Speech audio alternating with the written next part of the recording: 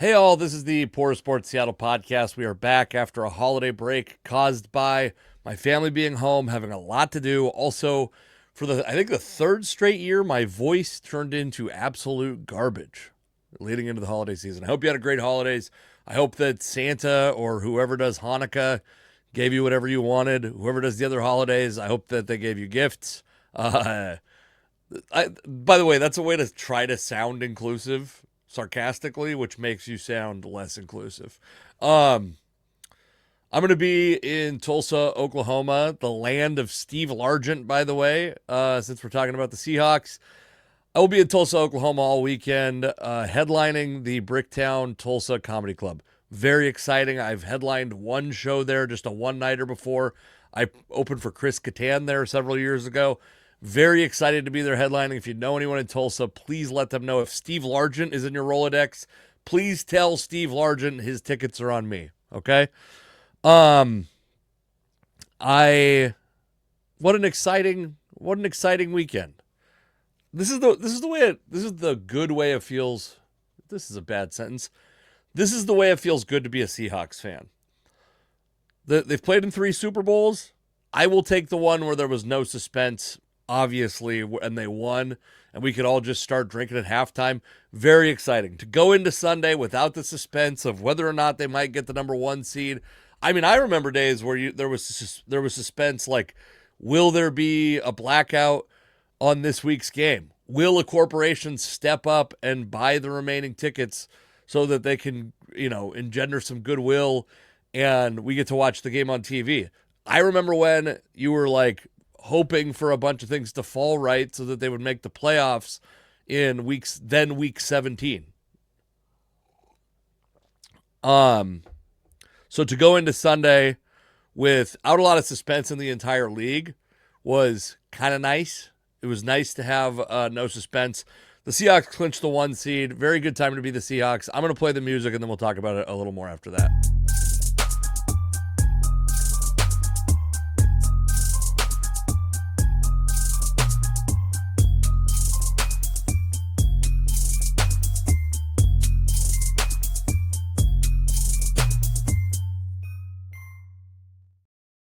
So the last show we did about the Seahawks, I believe, was when I talked to my buddy Dan Viens about whether or not Sam Darnold was proving himself to be mediocre. And I will tell you, I don't think that question's been answered yet. I have concerns about Sam Darnold. I got concerns all over this team. This team's got problems. It's hard to argue that this team has problems. Where you're happy, where I think you're not concerned, is the defense is very good. The defense is dynamic. They're dynamic in a way that we haven't seen since the Legion of Boom era. This is the best Seahawks team. I feel pretty confident saying it. The best Seahawks team in the last 10 years. Since they lost to the Patriots in the Super Bowl, it's the best team since then. The most complete team. A team that has a guy that they're, happy with, a quarterback who I wouldn't even say they have the most explosive running game, but has kind of developed a consistent, dependable running game. And then just a defense that is game-changing, that is franchise-altering. So it's very exciting. Now, my concerns about Sam Darnold, I think that he's been pretty pedestrian since what was it back in like week 11 or something like that? I know Dan and I talked about it. He's been pretty pedestrian for quite a while. And even like the pass, he made a couple passes in that San Francisco game that were like, you're like, oh my God, that's terrible. And he didn't get punished for them.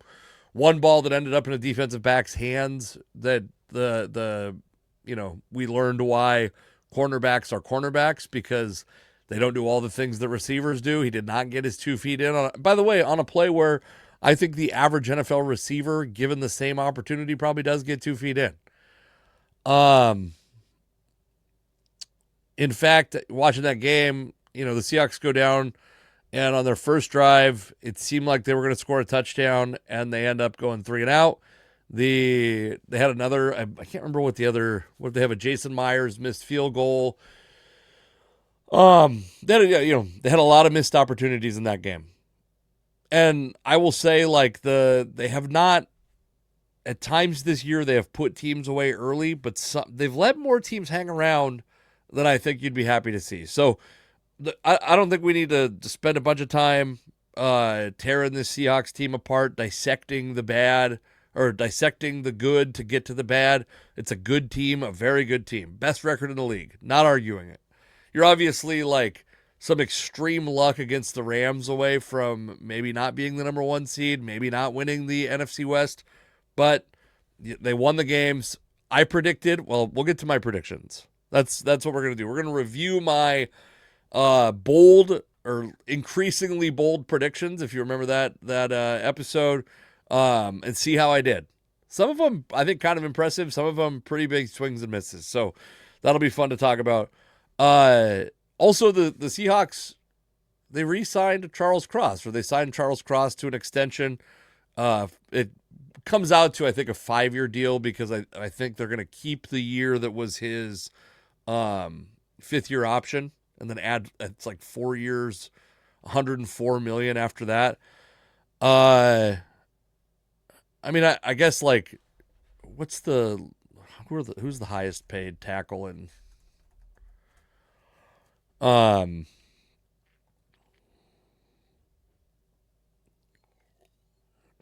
So $24 million annual average value puts him at 6th behind Rashawn Slater, Trent Williams, Christian Darrisaw, Laramie Tunsil, and Bernard Raymond.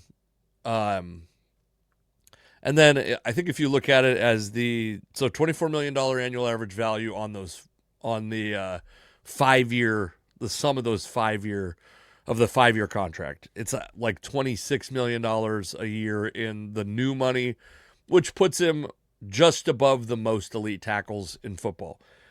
Frankly, I think that's probably where he belongs.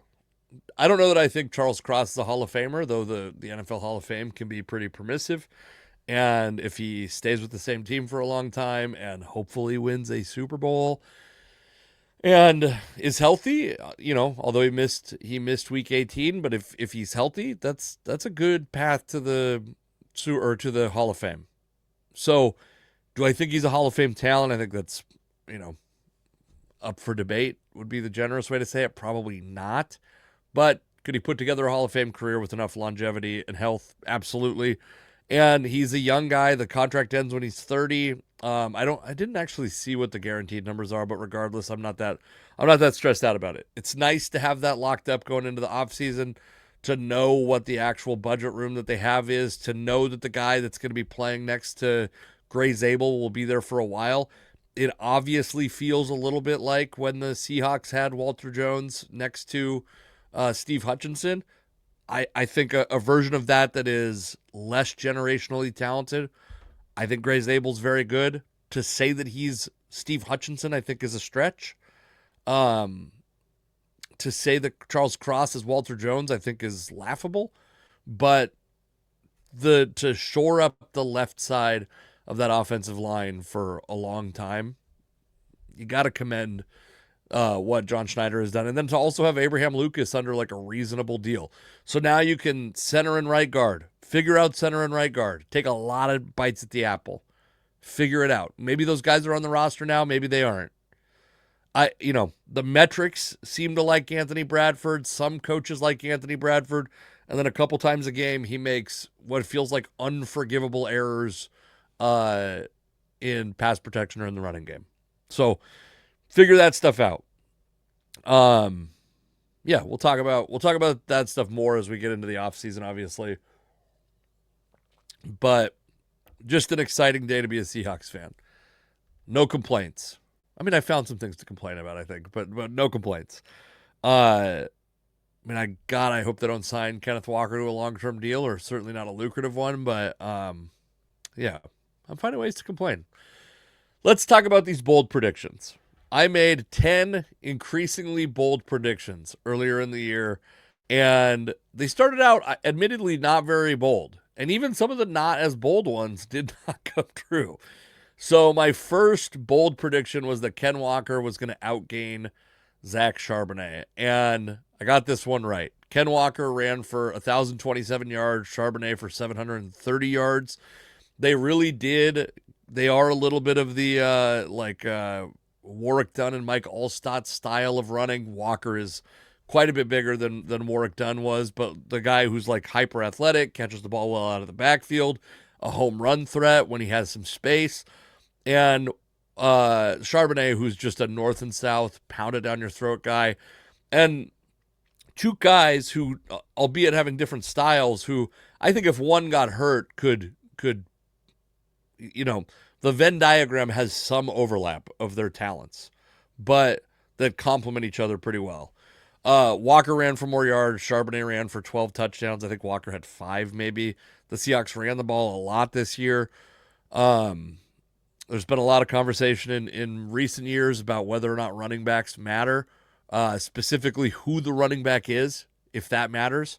I would say that I'm in the camp that says who the running back is doesn't matter, but the running game does matter. You want to be able to run the ball. You want to be able to have second and short, to be able to throw the ball downfield without being penalized frequently. You want to be able to have third and short, third and manageable, to be able to convert those third downs. So, and also, by the way, I mean, Walker in the last couple of weeks has had 2 massive plays. No, sorry, one was Charbonnet, but the Seahawks have had in the past couple of weeks 2 massive plays. Speaking of third down conversions, where those guys ran for 15 plus yards to win unexpected third downs. And these are calls, by the way. I mean, I don't if you've been a Seahawks fan since the Mike Holmgren era, he used to get a lot of shit from the fan base for these third and long draw plays. And occasionally, then every now and then, Ricky Waters would break one off into a first down, but infrequently. And he got a lot of shit for that. And Seahawks they've had success recently doing the same thing. I do think there's probably a point in the season where maybe that would have been booed. Now it's like exciting. You're like, are these guys, what are these guys going to break off? I did have, well, we don't need to get into I want to tell you one quick boring story. My mom and I were watching every Sunday. My mom comes over and I watch the game with my mom, and then my wife and my kids watch to some degree. And my mom watches to, I think, a lesser degree than I do. She's not super aware of Gray Zabel. I'm obviously a little bit more aware of Gray Zabel, and she sees him and she goes, "That guy reminds me of Refrigerator Perry." So my mom is obviously from an era before ours. Refrigerator Perry is a more contemporary name to her. And I was like, well, I think Zabel has I think Refrigerator Perry has she said, I was like, I don't think they're that similar because Refrigerator Perry has 100 pounds on Zabel, which I'll check that to see if that's true. Also, he's black and Zabel is white. And Refrigerator Perry played defense. Let me make sure all these things. Did he weigh, how much was he listed at? Let's see. He was listed at 335. Do we believe that, folks? He played defense and he was black and Zabel's white. She's like, well, he's just huge and he lumbers around, which is just such a funny, Zabel's pretty athletic.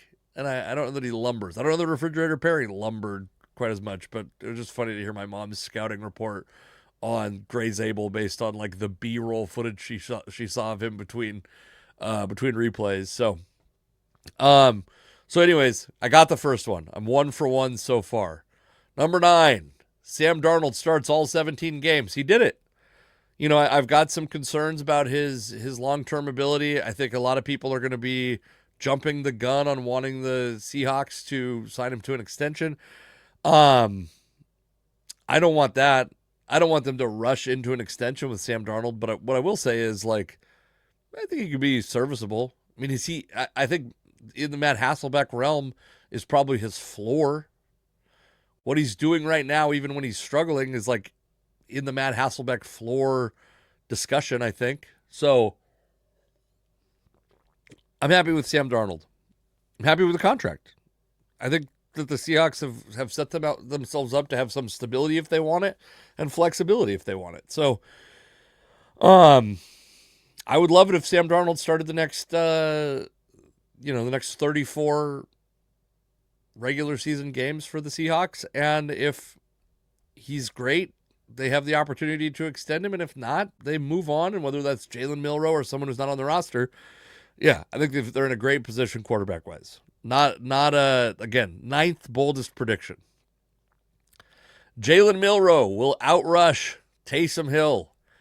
Yeah, this was I missed on this one. I don't have the yards. Milroe only had 3 rushing attempts. Taysom Hill had 52 rushing attempts. I think Milroe had like 4 yards combined. I'm frustrated by the lack of use of Milroe in the running game. The lack of creativity for Milroe. Especially there were games where like Robbie Oots was not available and the receivers out, and being a little bit creative would have been nice. Cooper Kupp was out a couple games. I'm not saying that you put Milroe in their spot. You're not having Milroe play fullback. You're not having him, but they weren't like always able to replace those players with players. You replace Oots with Brady Russell, but you didn't necessarily have a great replacement for Cooper Kupp, and you were modifying the game plan already. I thought the Seahawks could have been an even more dynamic offense. By the way, they didn't actually need to hold a roster spot special for Milroe, because what they could have done is what they did in the early games, where they made Milroe the second string quarterback, Drew Lock the emergency third quarterback, and of course I think if you're gonna early in a game you lose Darnold and you think your quarterback's going to have to throw 25, 30 times in a game, you probably go to Drew Lock. You probably enact, you bring up your emergency quarterback. But that didn't happen at any point in the season. You probably should not be constructing your roster on a week-to-week basis, constructing your actives and inactives based on that. And I thought they just gave up on Milroe too early. A couple failures and very, colossal failures. Big problems on the plays that Milroe had the ball in his hands, but I just thought they gave up on it too early. And my friend Dan Viens, I talked about it on the episode. He made an argument early in the season that you couldn't try to force Milroe in because the offense was rolling. At some point, the offense stopped rolling, and the Seahawks still didn't go to Milroe at any point. I thought that was frustrating, but I missed that one. 2 for 3 to this point. Cooper Kupp will have more receptions than DK Metcalf. I will say that DK had a year exactly like I expected. A lot of controversy. Ends the year obviously suspended for the altercation he had with a fan. A lot of controversy. Not a lot of receptions. Like a pretty... let's see if I can find DK quickly. I had him up earlier, but he's a home run hitter. In baseball, he'd be like a 3 true outcomes guy. So he gets targeted this year 99 times for 59 yards. So the catch percentage, a stat that I don't think is a perfect measure, 59%. And this is kind of in line with his career average. His career average was 60.2%. A guy who is not going to be a high volume receiver in terms of receptions. A guy who's not going to be in the rhythm passing game.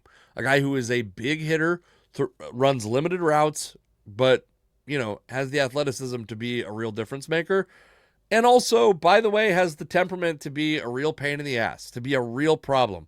And while the Seahawks were rolling, and DK Metcalf is, whatever you want to call it, throwing a punch at a fan, grabbing onto a fan's wig, shoving him, whatever you call it, he's doing that kind of shit, and the Seahawks are rolling. I loved DK Metcalf in Seattle. I was happy when they drafted him. I thought he was a real asset while he was here. You had to be happy that circus was going on in Pittsburgh and not in Seattle at that time. To be clear, I failed this one. Cooper Kupp ended up with 47 receptions, I think. 47 receptions. DK Metcalf had 59 receptions. Kupp was less of a part of the offense than I expected. Part of that is because, they end up releasing Marquez Valdez-Scantling in the preseason.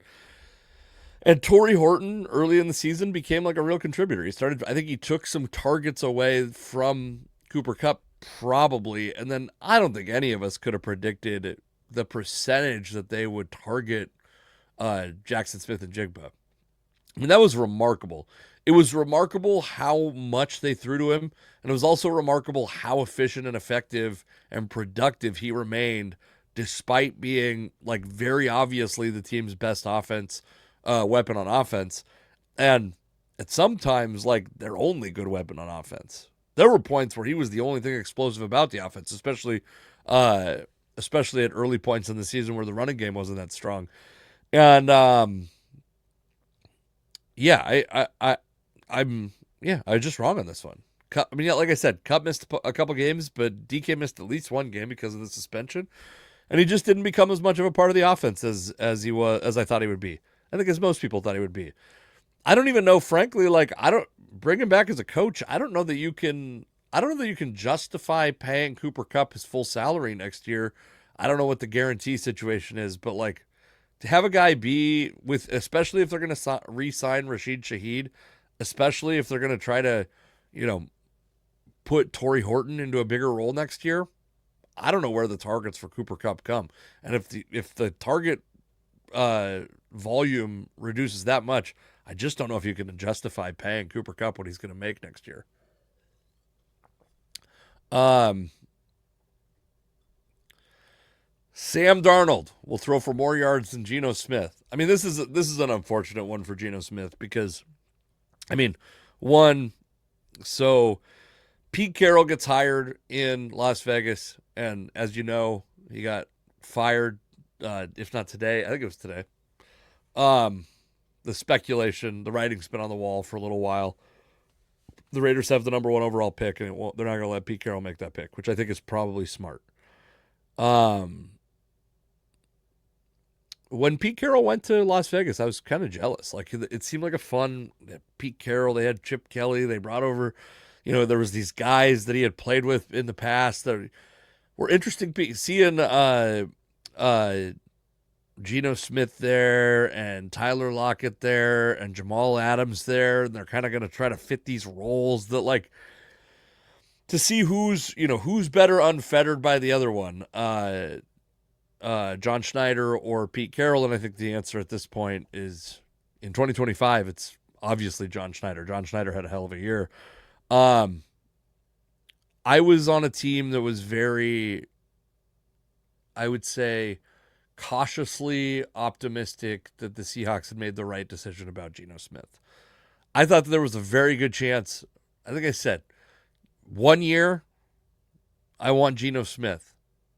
But it's not by a lot. It's not by enough to justify how much more he made and will make if he stays. He's probably not going to stay on that deal, by the way.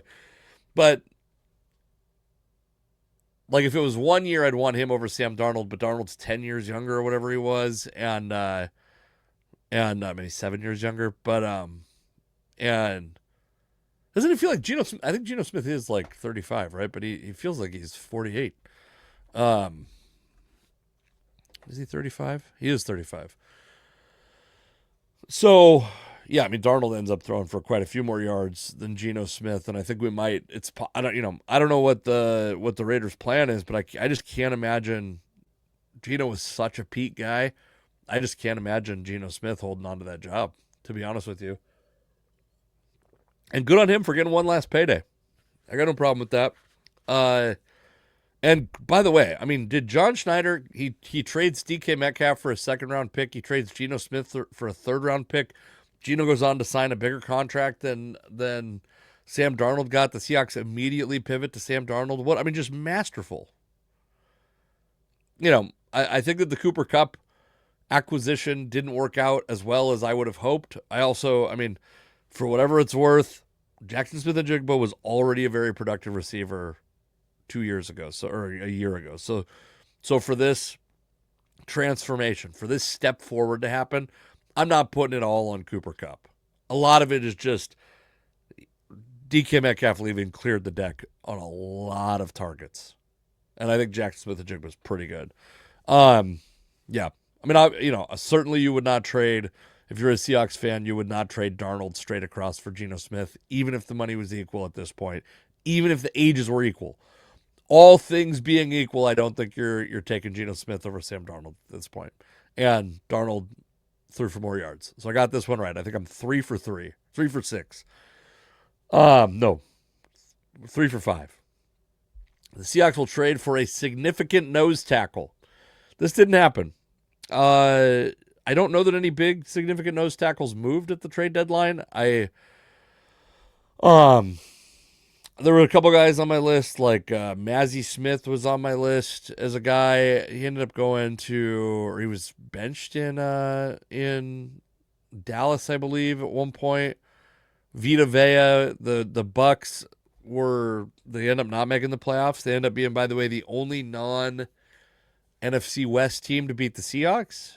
They didn't trade Vita Vea because they were in the playoff hunt. In fact, I think at the time that the trade deadline happened, the Bucks might have been the favorite to win the NFC, or they were up high on that list.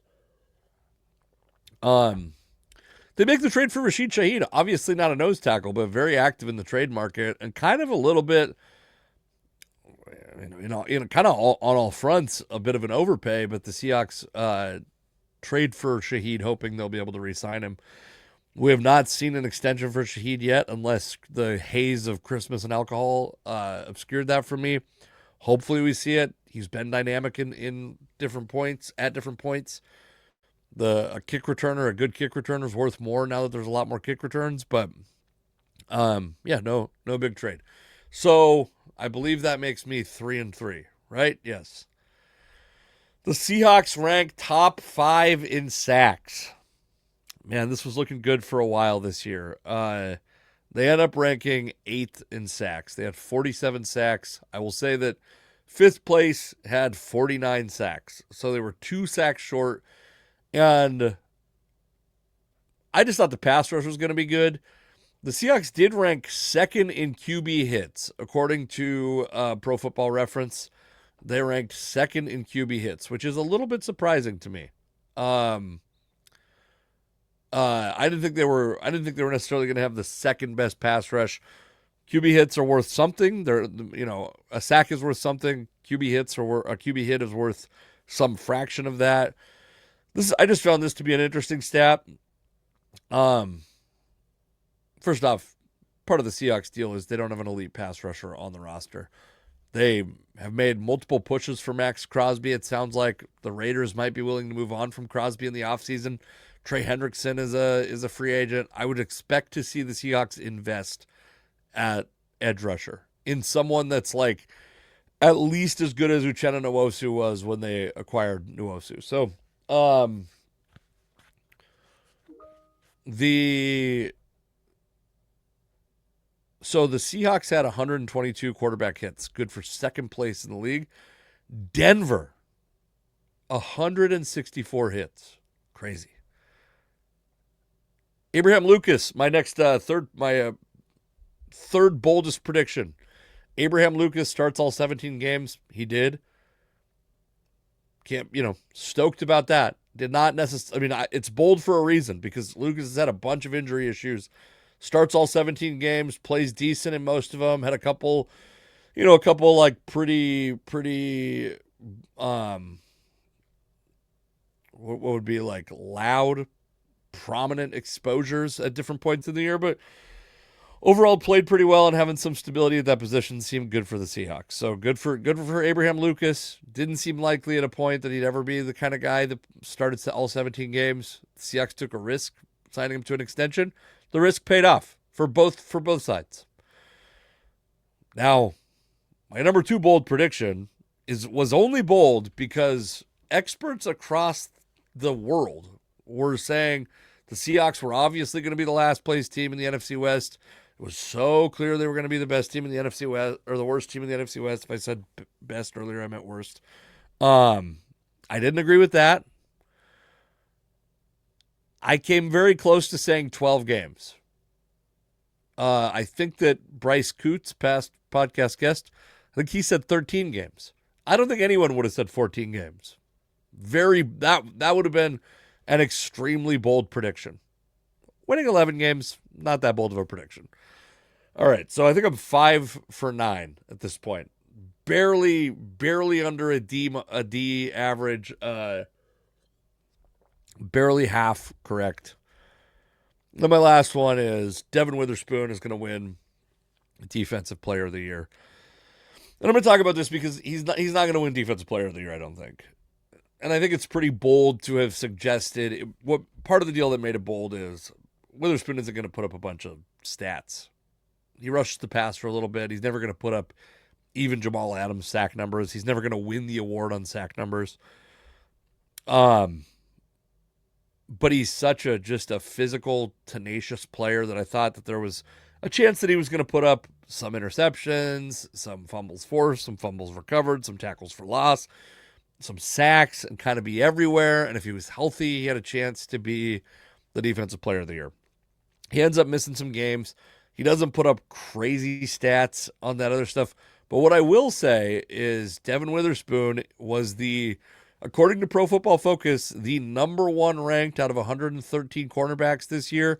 Number 3 in pass rush, number 2 in run defense, number 2 in coverage.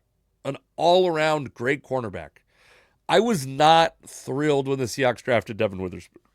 Even though the scouting reports were all very positive, I thought it was too high to draft him. I thought it was too high and not a huge need. He's now become one of the best corners in the league, and you got to hope that the Seahawks, who are probably going to move on from Reek Woolen, can find room to sign Witherspoon to something that is, not a massively crushing deal, because I just am scared of allocating that much of the salary cap to a cornerback, but a guy you'd hope sticks around for a while. So those are my bold predictions. I've hit my, obviously some less bold than the others. I'm not naive to that, but the Seahawks, number 1 seed. You have to be thrilled. I went 5 out of 10. I'm not the greatest prognosticator in the world, but some of those felt. Abraham Lucas playing 17 games as I think my boldest successful prediction, because I'm not going to count this. I feel like a coward for saying 11 games. I should have said more. On that episode, I believe that I almost said 12. And I think, realistically, the Seahawks did get outplayed by the Rams both times they played, I believe, and they end up winning one. Very fluky, very, very exciting finish to the game, but a game that they got outplayed by quite a bit. They also outplayed the 49ers, I think, in the game that they lost to them. And then absolutely dominated them in Week 17. So I don't know. The Seahawks are a very good team. 11 games. I believed that at the time. Based on the way the schedule worked out, I didn't think they were going to win quite this many games, but they did, and awesome. And come back, by the way. I'm going to talk about the Mariners offseason a little bit, hopefully later this week. Hopefully not from Tulsa. Hopefully I'll be able to record it before I leave for Tulsa. Come see me if you're in Oklahoma, the land of Steve Largent. Come see me at Tulsa, Bricktown Comedy Club Tulsa. Thank you for listening to this, and subscribe. Tell a friend. Do all that stuff, please.